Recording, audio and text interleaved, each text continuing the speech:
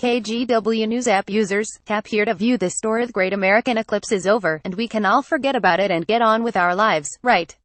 Not so fast. The scientists who studied the eclipse will continue to pore over the data gathered and publish scientific studies for years.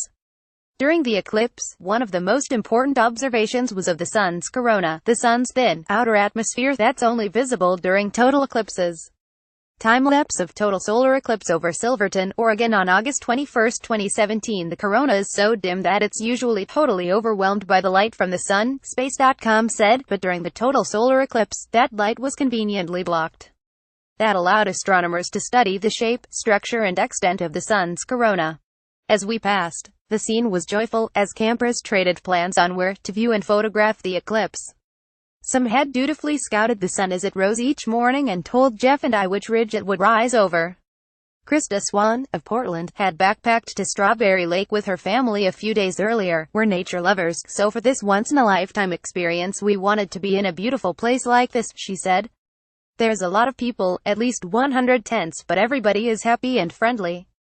It's a real excited feeling. 3 generations of the Scoville family from Eugene, Grandpa Roger, Father Nate and 2 kids Griffin and Mason, had also backpacked in early. We wanted to experience it out in nature, Nate Scoville said. We figured we'd make it a backpacking trip, and have the eclipse at the end to really seal those memories in. The eclipse started with little warning, while people were still claiming their spots around the lake.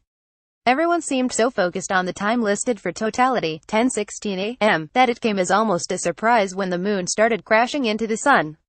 The Swan family watches eclipse at Strawberry Lake in eastern Oregon's Strawberry Mountain Wilderness. Photo Zach Ernest Statesman Journal. Hey, it started, somebody yelled.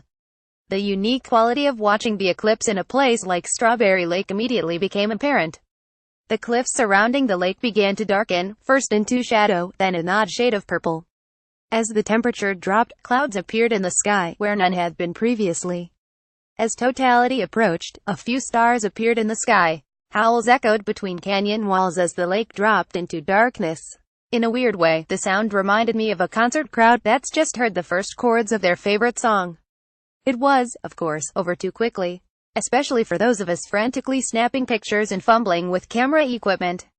Luckily, other people filled in the blanks. I gotta tell you, I saw the eclipse in 1979 and the only thing I remember was it getting dark, Roger Scoville said.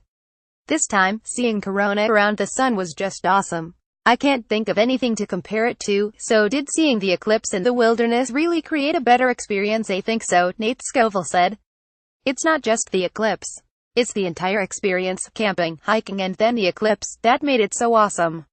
Some impressive ways you watched the eclipse. Reporting also by Doyle Rice, USA Today, published August 23, 2017.